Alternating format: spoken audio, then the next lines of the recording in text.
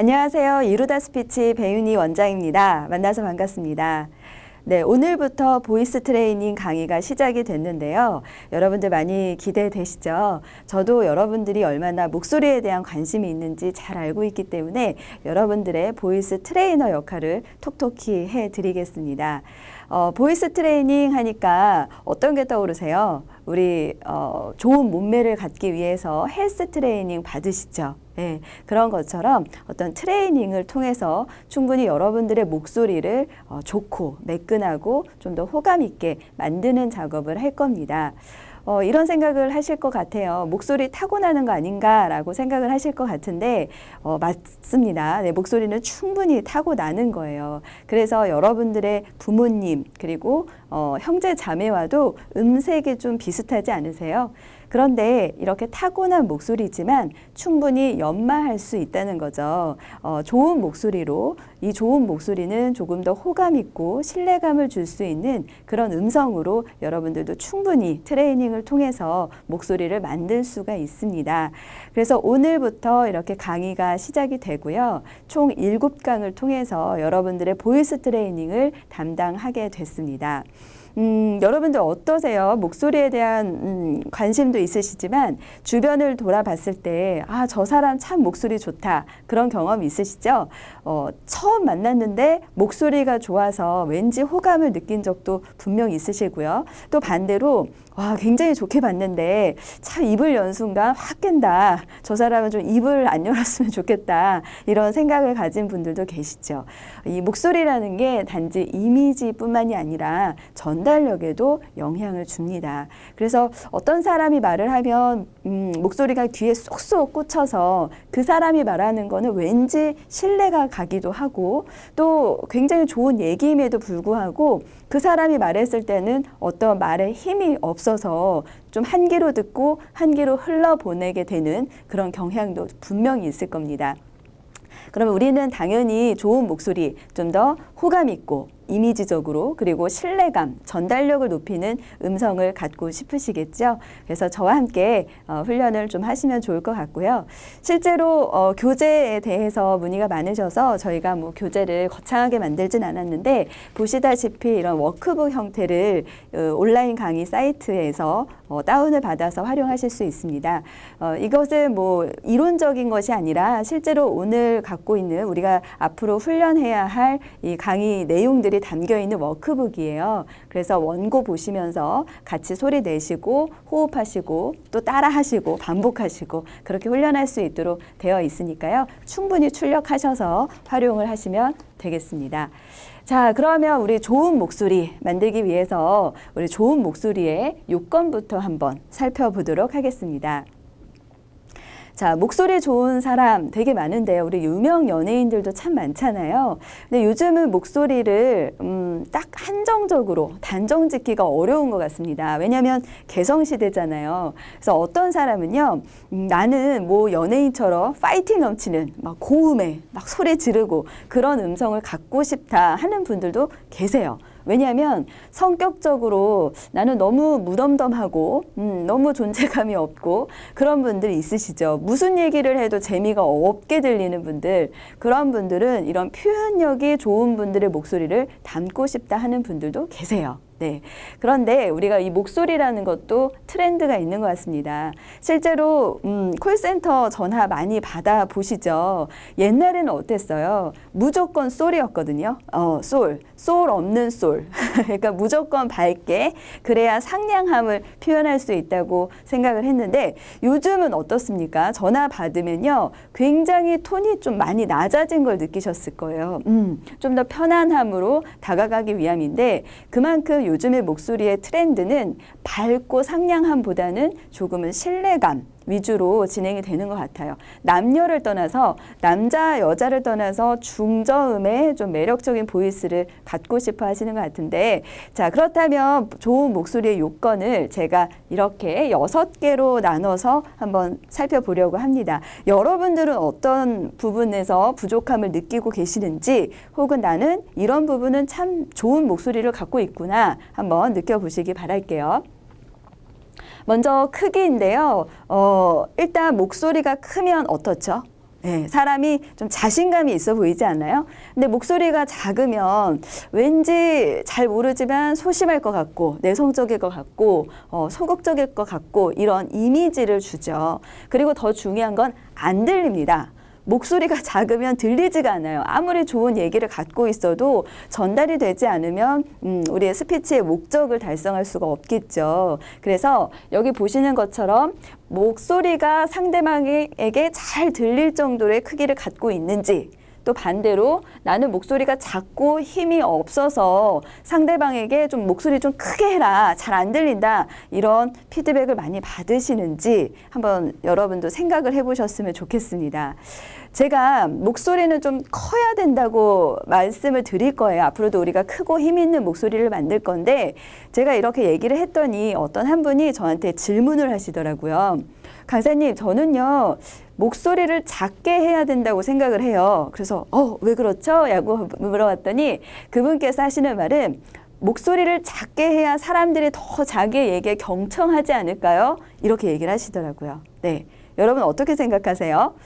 물론요, 계속 크게 하다가요, 막 소리 내다가 잠깐만요, 뭐 이렇게 잠시 목소리를 톤을 낮추거나 작게 하는 거는 충분히 반전, 분위기를 전환시키는 효과는 있습니다. 그래서 여러분의 이야기에 잠깐 멈춤으로 집중을 시킬 수 있는 좋은 점은 있는데요. 계속 작게 하는 거죠. 계속 작게 하면 어떻게 될까요? 이 주도권은 청중에게 있지 않고 말하는 사람한테 있어야 되는데, 말하는 사람이 목소리를 작게 하면 주도권이 청중한테 넘어가요. 무슨 얘기냐면 들을 사람 들으라는 거죠.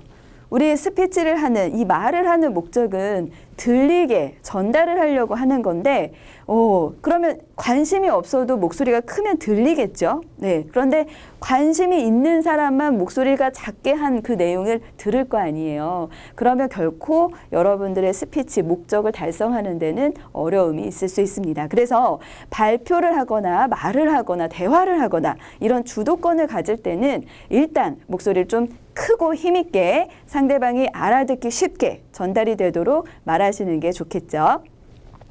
자, 두 번째는요, 발음입니다. 네, 요즘 발음 안 좋은 분들 정말 많습니다. 너무 말을 빨리 하는 이 세태 때문에 그런 것 같아요. 뭐 예를 들어서 어떤 사람이, 우리 동료나 뭐 친구가 점심 뭐 먹었어? 라고 질문을 합니다. 그럼 여러분 뭐라고 얘기하세요? 나 어디 식당 가서 돈가스 먹었어. 이렇게 문장으로 얘기 안 하시죠? 돈가스, 김치찌개, 이렇게 그냥 단어 형태, 쉽게 표현하는 게 너무 익숙하다 보니까 말 자체가 짧아져요. 문장 자체가 짧아지면서 이 문장 안에 호흡도 굉장히 짧아집니다. 그래서 우리 입니다도요, 말 빠르신 분들은 어떻게 돼요? 임다. 그쵸? 씁니다도 쓴다. 이런 식으로 속도가 빨라지면 발음이 그만큼 웅얼거리고 뭉개질 수 있습니다. 그리고 요즘은요, 또 우리 혀 짧은 소리라고 해서 시옷 발음, 리을 발음, 뭐 지읒 발음, 치읒 발음, 이러한 혀 짧은 소리가 나서 고민인 분들도 계세요. 일단 발음이 또박또박 하면 좀 더 스마트해 보이는 그런 이미지를 가질 수가 있죠. 그런데 반대로 웅얼거리거나 어눌하게 발음한다. 예, 웅얼거리는 게 뭐냐면 입을 크게 벌리지 않는 거예요. 우리 복화술 하듯이, 네, 입을 안녕하세요 이렇게 입을 크게 벌려야 되는데 그냥 안녕하세요 안녕하세요, 네, 저 역시 입을 크게 벌리지 않으면 이렇게 웅얼거리는 소리가 날 수밖에 없거든요. 그래서 발음도 좀 정확하게 또박또박 표현을 해야겠죠. 그리고 억양입니다. 억양. 참 같은 말이어도요, 어떤 사람은 높낮이가 있어요. 그리고 강약이 있어요. 그래서 자신만의 리듬이 있습니다. 그런 사람한테는 굉장히 귀에 쏙쏙 꽂히는 메시지를 들을 수가 있는데, 어떤 사람은 너무 밋밋해요. 음이 한음이에요. 이런 분이 계세요. 강사님, 저는요, 제가 무슨 얘기를 해도 사람들이 잘 집중하지 않는 것 같아요. 라고 해서 이렇게 대화를 나눠보니까 정말 재미없게 얘기를 하시는 거예요. 근데 그게 내용이 재미없는 게 아니라 이 표현이 재미가 없더라고요. 우리 뭐 재밌는 얘기할 때 어떻게 해요? 일단 톤을 좀 높여서 관심을 끌어서 조금 속도감도 있게, 그쵸? 야, 나 어제 진짜 웃긴 일이 있었잖아. 이렇게 하면 사람들이 무슨 일이야? 집중을 하는데, 그분은 일단 음이 밋밋해요. 나 어제 되게 웃긴 일이 있었는데 여러분들 듣고 싶으세요? 네, 이렇게 밋밋하면 그런 어떤 관심, 집중, 기대감 이런 것들이 많이 부족해집니다. 그래서 억양도 굉장히 중요하죠.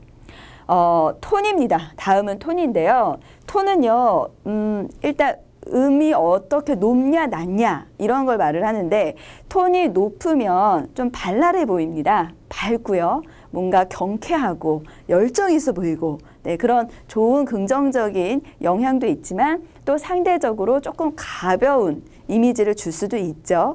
근데 반대로 톤이 낮아요. 낮으면 차분합니다. 그렇죠? 그리고 뭔가 신중해 보이고 꼼꼼할 것 같고 그러나 조금 무겁죠. 딱딱하고. 그래서 이 톤은 내가 어떤 일정한 톤으로 만들어서 훈련을 하는 것보다는 때와 상황과 장소에 맞게 어쩔 때는 톤을 높이고 어쩔 때는 톤을 좀 낮추고 이렇게 적절하게 선별하셔서 사용하시는 게 좋습니다. 다음은 속도입니다. 말이 빠른 분들 아까 말씀을 드렸죠. 발음하고 굉장히 연관성이 많다고 말씀을 드렸는데요. 속도, 일단 말이 빠르면요. 상대방이 어떻게 느낄까요? 같이 조급해져요. 그리고 무슨 말을 하는지 잘 못 알아들어요. 한 템포 느리게 이해를 해요. 그러면 우리 소통에 문제가 있겠죠. 그래서 속도, 말이 좀 빠른 분들은 왜 빠르냐면 성격이 급해요. 네, 성격이 급하고 할 말이 너무 많아요. 그리고 상대방한테 얘기를 막 빨리 알려주고 싶어요. 이런 의지가 있기 때문에 말이 빨라지는 경향이 있고요. 또 기술적으로 들어가면 쉼이 없어요. 쉼표, 마침표 이런 데는 우리가 충분히 쉬어야 말하는 사람도 새로운 호흡으로 여유 있게 말을 할 수 있는데 이런 분들은 이제 쉬는 구간을 너무 놓치는 거죠. 아니면 삭제, 없애버려요. 그러다 보니까 나중에는 어떻게 되냐면 호흡 과부하, 막 숨이 차고 왜 나는 말을 하면 이렇게 숨이 차지? 혼자 격양돼서 얘기한 것 같지? 그런 생각이 드실 수도 있어요. 그래서 속도, 문장 간 쉼이 없기도 하지만 앞서 말씀드린 대로 단어의 간격이 좁을수록 그럴 때도 말이 빠르다 이렇게 느껴집니다. 자, 두 번째는 말이 느려서 어눌하게 들리는 상대적인 건데요. 말이 빠르면 조급하죠. 근데 말이 느리면 어때요? 나른하죠. 네, 나른하고 지루합니다. 그래서 이 역시 말이 빠른 게 좋다, 말이 느리게 좋다가 아니라 여러분들이 때와 장소 그리고 혹은 상대방의 성향에 맞춰서 상대방이 말을 좀 빨리 하는 스타일이에요. 그러면 나는 느리게 하면 우리가 좀 코드가 안 맞게 보이잖아요. 그래서 상대방의 말을 좀 빨리 하면 나도 좀 스피드하게 대화를 유도하시고 상대방이 좀 느리게 신중한 편이다. 그럼 나도 그 속도에 맞춰서 스피치를 하거나 대화를 하시면 좋죠.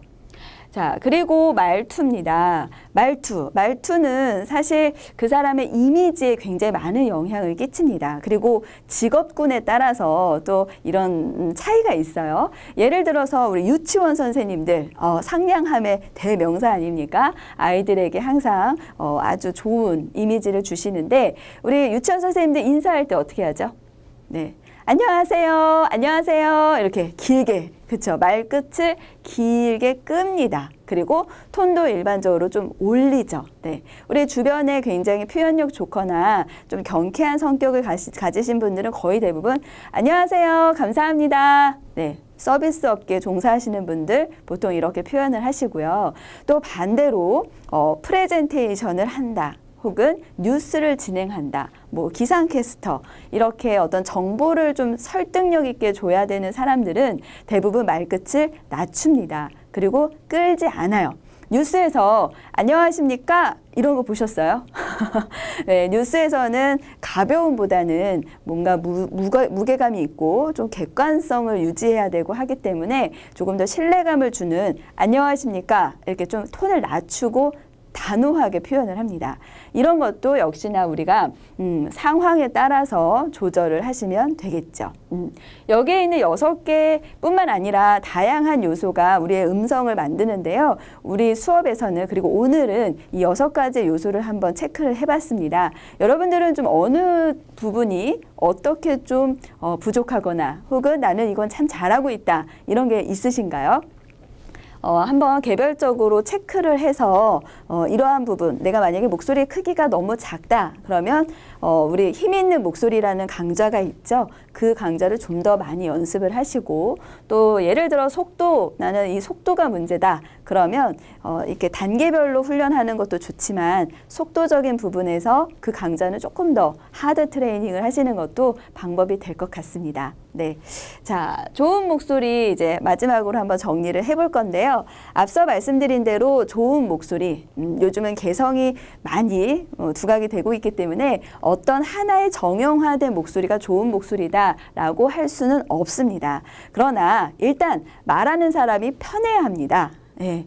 본인이 불편하면 듣는 사람은 더 불편하죠. 그래서 내가 말을 하기 편한 음성, 톤이라든지 혹은 뭐 어떤 음색이라든지 말투라든지 이러한 것들을 하나 정해서 연습을 좀 한번 더 해보시고요. 그런데 여기서 말하기 편해야 됩니다라는 것을 잘못 이해하셔서 아, 그렇구나. 그러면 나는 내가 편한 대로 얘기해야지. 그러면 어떻게 되냐면 우리는 익숙한 게 편하잖아요. 뭐 익숙한 걸 해요. 그러면 익숙한 게 나한테는 편한데 듣는 사람한테는 안 편할 때가 있어요.